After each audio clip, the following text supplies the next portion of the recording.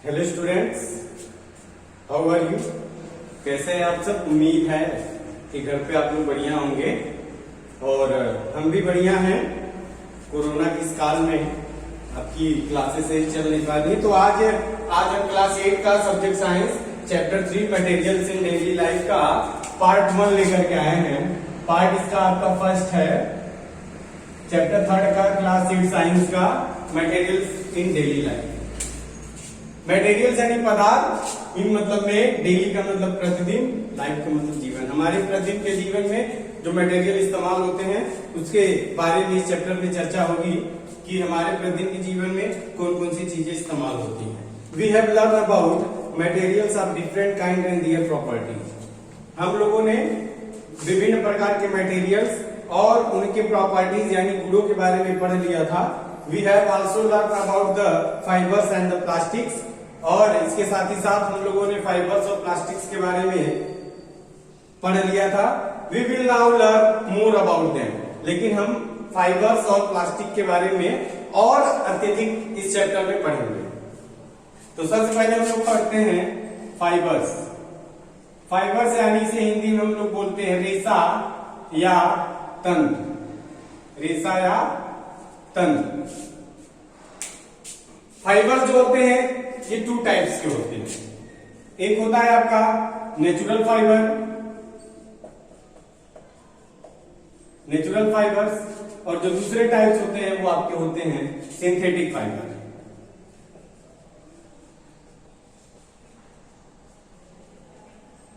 यानी फाइबर्स यानी रेशा जो होता है वो आपका 2 टाइप्स का होता है, natural fibre and synthetic fibres. तो पहले हम लोग पढ़ते हैं नेचुरल फाइबर्स के बारे में।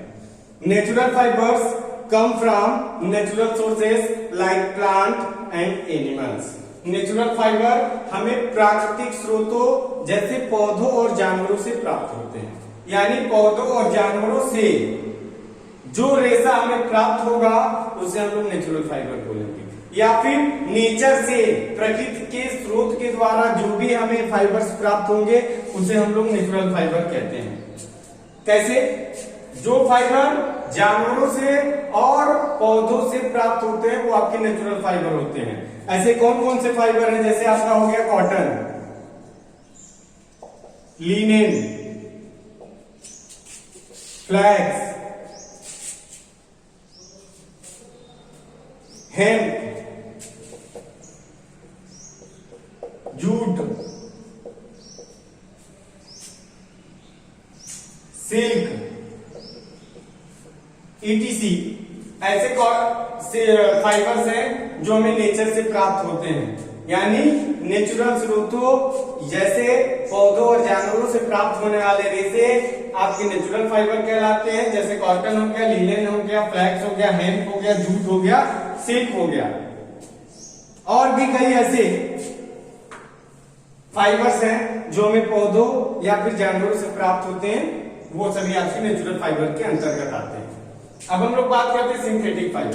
सिंथेटिक फाइबर जो होते हैं वो आपके मैनमेड फाइबर होते हैं। मनुष्यों के द्वारा जो फाइबर्स बनाए जाते हैं उसे हम लोग सिंथेटिक फाइबर बोलते हैं। यानी जितने भी मैनमेड फाइबर्स हैं वो सभी आपके सिंथेटिक फाइबर के अंतर्गत आते हैं। Synthetic fibre are made from different chemicals. Synthetic fibre जो होते हैं वो विभिन्न प्रकार के रसायन से मिलकर के बने हुए होते हैं, विभिन्न प्रकार के केमिकल से मिलकर के बने हुए होते हैं। Hence, each kind of synthetic fiber or material has its own properties। विभिन्न प्रकार के केमिकल से बने होते हैं, इसलिए सभी प्रकार के जो सिंथेटिक फाइबर होते हैं, अलग अलग प्रकार के जो सिंथेटिक फाइबर होते हैं, जो अलग अलग प्रकार के मनुष्य सिंथेटिक फाइबर बनाते हैं, उसका, उन सभी पदार्थों का अपना अलग अलग प्रॉपर्टी, अपना अलग अलग गुण होता है। Synthetic material is known as plastic. और जो सिंथेटिक मटेरियल होते हैं जिन्हें मनुष्य केमिकल के द्वारा लेबोरेटरी में तैयार करता है, उन सभी फाइबर्स को हम लोग प्लास्टिक बोलते हैं। यानी जितने भी सिंथेटिक फाइबर आपके बनाए जाते हैं या बनते हैं उन सभी को हम लोग प्लास्टिक्स बोलते हैं। यानी प्लास्टिक की डेफिनेशन आप सीधे तरीके से कह सकते हैं, वह सभी फाइबर्स जो मनुष्यों के द्वारा केमिकल से बनाए जाते हैं लेबोरेटरी में, उसे हम लोग प्लास्टिक्स कहते हैं, या प्लास्टिक को हम लोग सिंथेटिक फाइबर भी कह सकते हैं। सिंथेटिक फाइबर जो होते हैं, synthetic fibre are more in length, synthetic fibre लंबाई में लंबे होते हैं एंड आर लॉन्ग लास्टिंग, और यह लॉन्ग लास्टिंग होते हैं यानी ज्यादा दिनों तक चलने वाले होते हैं। सिंथेटिक फाइबर जो होते हैं लंबे होते हैं और लॉन्ग लास्टिंग होते हैं यानी ज्यादा दिनों तक चलने वाले होते हैं। The only limitation with synthetic fibre is that they are poor absorbent of moisture and they catch fire easily. जो सबसे ओनली लिमिटेशन कमी है जो सिंथेटिक फाइबर में, जो सबसे बड़ी कमी यह है कि यह जो होते हैं आपके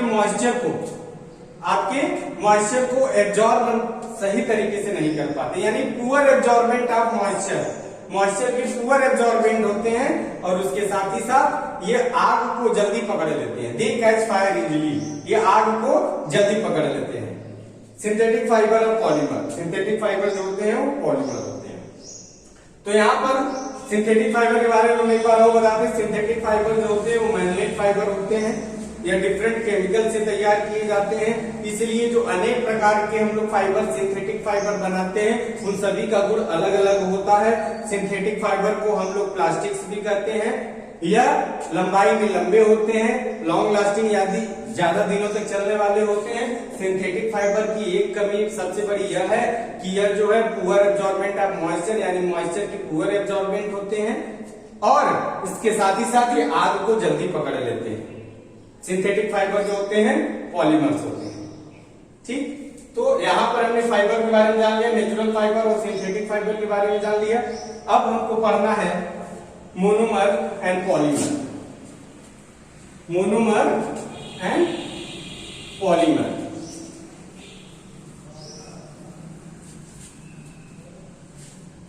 मोनोमर्स एंड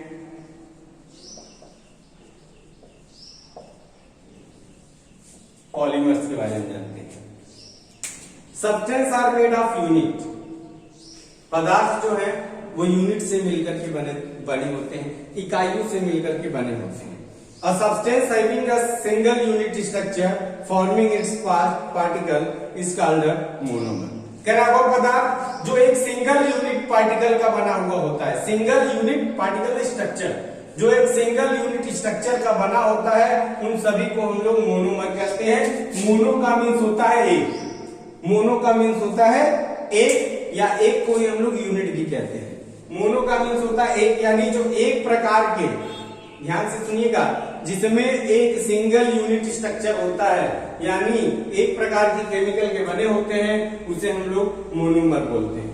ठीक इसी तरीके से इसका उल्टा पॉली का मीन्स होता है बहु, ढेर सारे।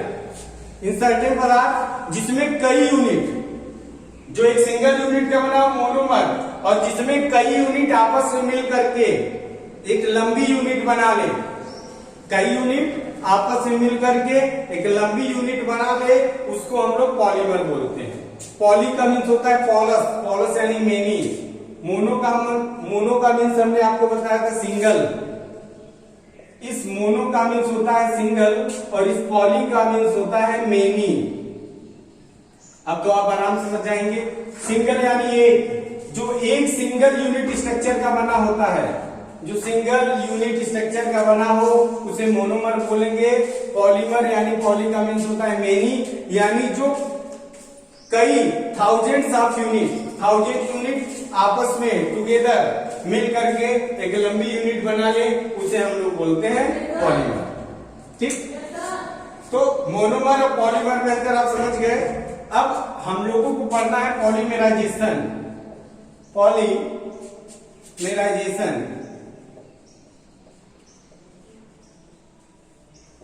Polymerization, the process of joining together, the process of joining, the process of joining together of monomers to form a polymer is called polymerization. The process of joining together of monomer, monomer का आपस में जुड़ना, monomer का आपस में जुड़ना। थोड़ा सा डिस्टर्बेंस हो गया था, टेक्निकल प्रॉब्लम था, फिर हम देख लेते हैं। The process of joining together of monomer, monomer का आपस में साथ में जुड़ना, to form a polymer, polymer बनाने के लिए मोनोमर का आपस में साथ में जुड़ना इज कॉल्ड पॉलीमराइजेशन। यानी वह प्रक्रिया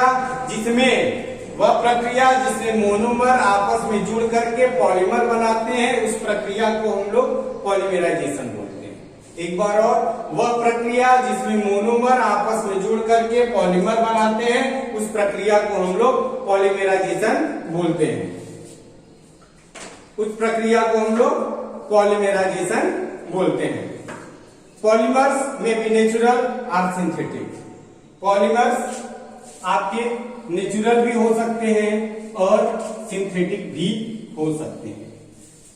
पॉलीमर आपके नेचुरल यानी प्राकृतिक या सिंथेटिक मनुष्यों के द्वारा भी बनाए हुए हो सकते हैं। तो यहां पर दो प्रकार का पॉलीमर आपको पढ़ना है। पहले हम लोग पढ़ते हैं natural polymer, polymers, natural polymers. Natural fibre, प्राकृतिक रेशे जैसे cotton, wool and silk, cotton, wool and silk, ये सभी पॉलीमर हैं।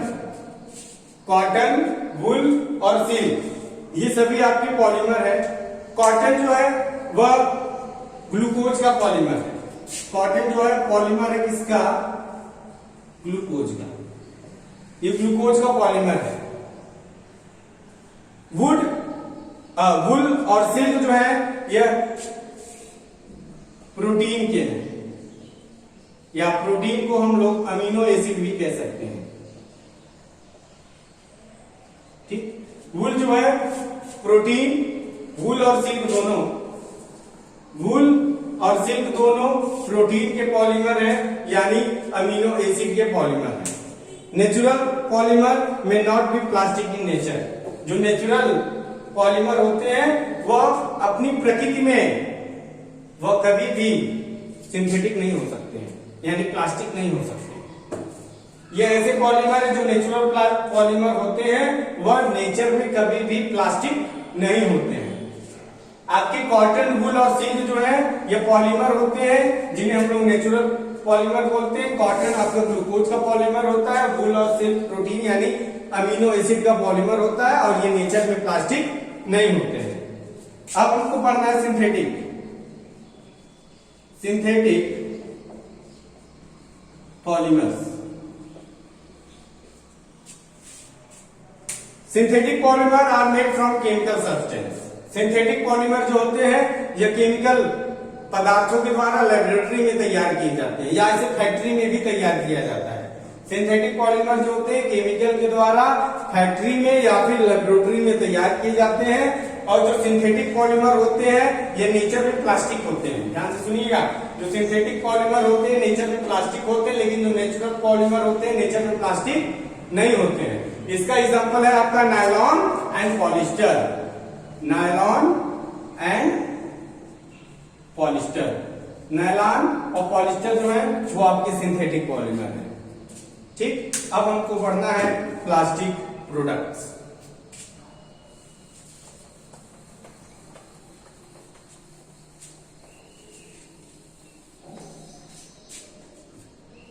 Plastic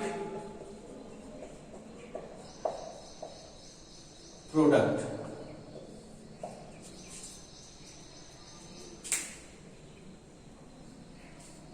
scientists involved a mechanism to polymerize the monomer of certain substance like cover rubber, silicon, rosin and petroleum product such as ethane, propane, benzene, toluene, styrene, ester and other, all these are the raw material of synthetic plastic. Synthetic plastic यानी plastic बनाने के लिए हमें raw material यानी कच्चे उत्पादों की जरूरत होती है, बिना उसके आपके प्लास्टिक्स नहीं बन पाते हैं।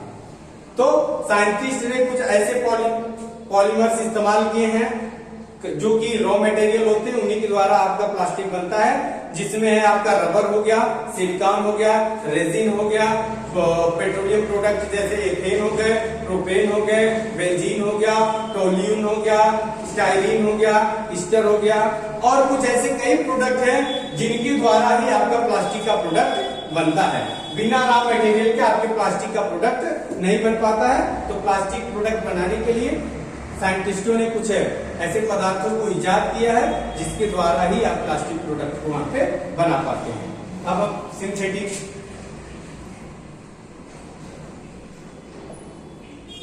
फाइबर्स,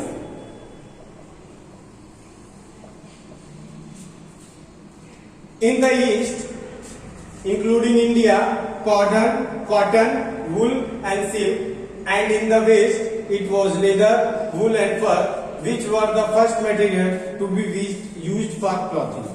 In the east, पूरब में यहाँ तक कि भारत भी पूरब में ही आता है। पूरब में यहाँ तक कि भारत में कॉटन, वूल और सिल्क का इस्तेमाल किया जाता है कपड़ों को पहनने के लिए या कपड़ों को बनाने के लिए। लेकिन वेस्ट में, पश्चिमी देशों में आपका लेदर का, वूल का और फर यानी बालों का इस्तेमाल किया जाता है कपड़ों को बनाने के लिए, ठीक, या कपड़ों को पहनने के लिए। Other natural fibre were also being used in different part of the country, और दूसरे भी नेचुरल फाइबर दूसरे देशों में इस्तेमाल किए जाते थे। वह उनके वहां पर जिस नेचुरल फाइबर की उपलब्धता होती थी वह उसी नेचुरल फाइबर का इस्तेमाल करते थे अपने कपड़ों को बनाने के लिए। जिस देश में जिस तरीके के नेचुरल फाइबर की उपलब्धता होती थी उसी नेचुरल फाइबर का इस्तेमाल करके वे लोग अपने कपड़ों का इस्तेमाल करते थे पहनने के लिए। It was toward the 1930s that synthetic fibre were developed. कह रहा है 1930 का समय था जब सबसे पहले सिंथेटिक फाइबर का इस्तेमाल किया जाने लगा।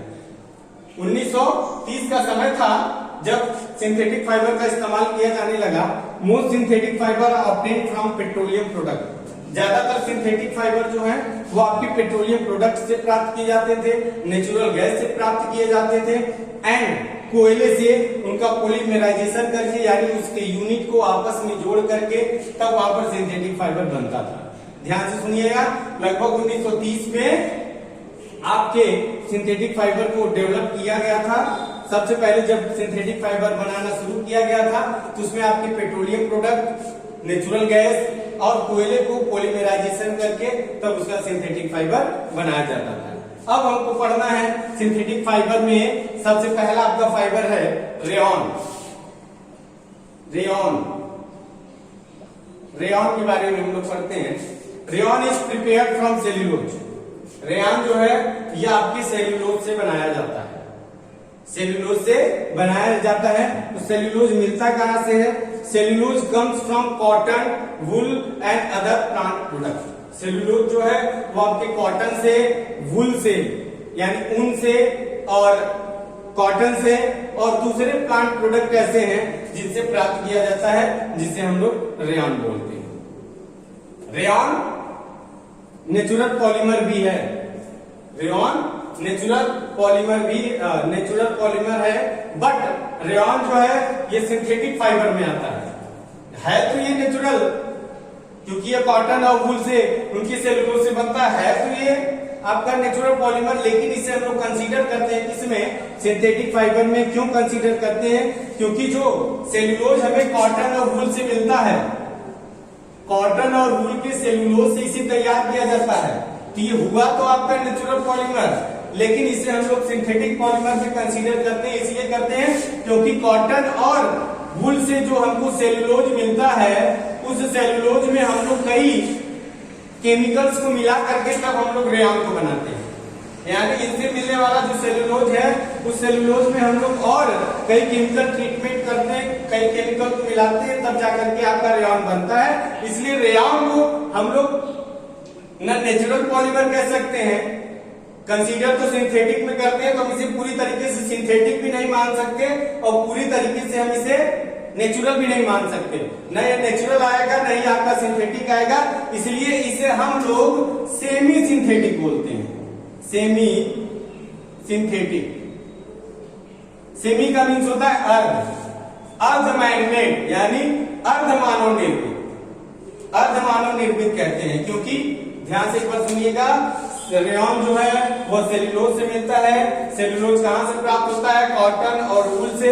कॉटन और वूल से प्राप्त हुआ, इसे हम लोग नेचुरल पॉलीमर भी कह सकते हैं, लेकिन इसे हम लोग नेचुरल पॉलीमर में इसकी गिनती नहीं करते, क्योंकि कॉटन और वूल से जो सेलुलोज मिलता है उसमें कई केमिकल ट्रीटमेंट होते हैं, तब जाकर के आपका रेयॉन बनता है। इसलिए इसे हम लोग सेमी सिंथेटिक फाइबर भी कहते हैं। Rayon was the first manmade fibre from a natural base material.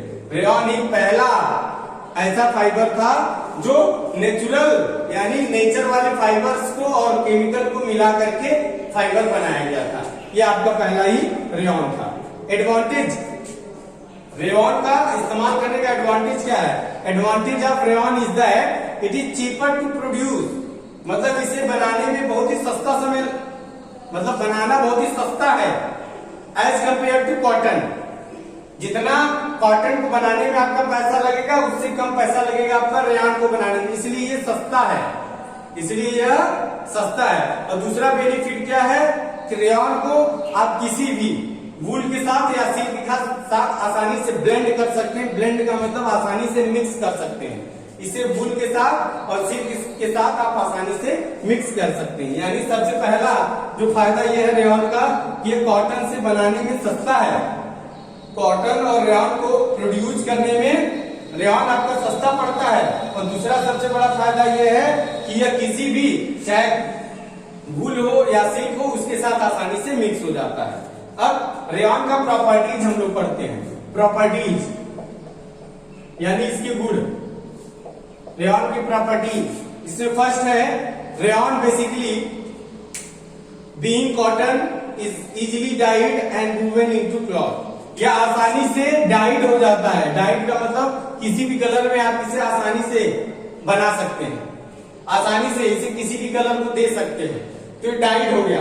ठीक, सबसे पहला कि किसी भी कलर में आप इसे आसानी से डाई कर सकते हैं और उसके साथ इसको आसानी से आप इसका कपड़ा भी बना सकते हैं, डाई भी कर सकते हैं, आसानी से इसका कपड़ा भी बना सकते हैं। दूसरा जो है यह गुड एब्जॉर्बेंट है, गुड एब्जॉर्बेंट है, यानी इसका गुड एब्जॉर्बेंट ऑफ स्वेट, पसीने को यह आसानी से सोख लेता है, यह पसीने को आसानी से सोख लेता है। तीसरा है यह लस्टर होता है, यानी चमकदार होता है। यह क्या होता है? लस्टर होता है। It is lustrous in appearance, यह दिखने में चमकीला होता है। और चौथा जो है यह है इट ट्रैप स्वेल, इसे आप आसानी से ड्रैप्स भी कर सकते हैं। ठीक, तो यहाँ पर 4 प्रकार की इसकी प्रॉपर्टीज है। आसानी से किसी भी कलर में इसे आप डाई कर सकते हैं, कपड़ा आसानी से बना सकते हैं, गुड एब्जॉर्बेंट ऑफ स्वेट होता है, पसीने को सोख लेता है, चमकदार होता है और आसानी से आप इसे ड्रैप भी कर सकते हैं।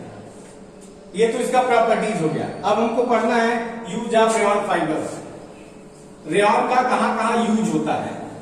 प्रॉपर्टीज हमने जान लिया कि इसका क्या क्या गुण होता है रेयॉन फाइबर का, गुण जान गए। अब इसका हम लोग पढ़ते हैं use, use of rayon fibre. ठीक, रेयॉन फाइबर का पहला यूज है ड्रेस मटेरियल में। रेयॉन फाइबर का इस्तेमाल किया जाता है ड्रेस मटेरियल को बनाने में। क्यों इस्तेमाल किया जाता है ड्रेस मटेरियल को बनाने में? पहले लिख लें कि ड्रेस मटेरियल को बनाया जाता है, ड्रेस मटेरियल को बनाने में इस्तेमाल होता है क्योंकि ये सॉफ्ट होते हैं, सिल्की होते हैं एंड मॉइस्चर एब्जॉर्बेंट होते हैं। क्योंकि ये मुलायम होते हैं, सिल्की भी होते हैं और मॉइस्चर को आसानी से सूखने वाले होते हैं, इसलिए इसका क्या बनता है? ड्रेस मटेरियल बनता है। दूसरा इसका बनता है कर्टेन। पर्दे बनाने में रेयॉन का इस्तेमाल किया जाता है। उसके अलावा अपहोल्स्ट्री यानी घरेलू जो उत्पाद होते हैं, घरेलू उत्पाद को बनाने में भी रेयॉन का इस्तेमाल किया जाता है। जैसे लग्जरी कार बनाई जाती है, उसमें रेयॉन का इस्तेमाल किया जाता है। ऑफिस घरों में जो फर्नीचर इस्तेमाल किए जाते हैं, उन सभी में भी यानी घरेलू जो उत्पाद होते हैं उन सभी उत्पादों में आपका रेयॉन का इस्तेमाल किया जाता है। उसके अलावा जो नायलॉन के टायर होते हैं, जो नायलॉन के टायर बनाए जाते हैं, उस नायलॉन के टायर में भी आपके रेयॉन फाइबर का इस्तेमाल किया जाता है। मैग्नेटिक ऑडियो टेप, जो मैग्नेटिक ऑडियो टेप होते हैं, उन मैग्नेटिक ऑडियो टेप में भी आपका रेयॉन का इस्तेमाल किया जाता है। उसके अलावा जो फाइबर के ग्लास बनते हैं, फाइबर की जो ग्लास बनते हैं, फाइबर की ग्लास को भी बनाने में रेयॉन का इस्तेमाल किया जाता है। उसके अलावा रेयॉन का इस्तेमाल आपके हेलमेट्स को बनाने में भी किया जाता है। रेयॉन को बनाने में आपके हेलमेट को बनाने में भी आपके रेयॉन का इस्तेमाल किया जाता है। ठीक, अब हम लोग पढ़ते हैं नायलॉन के बारे में।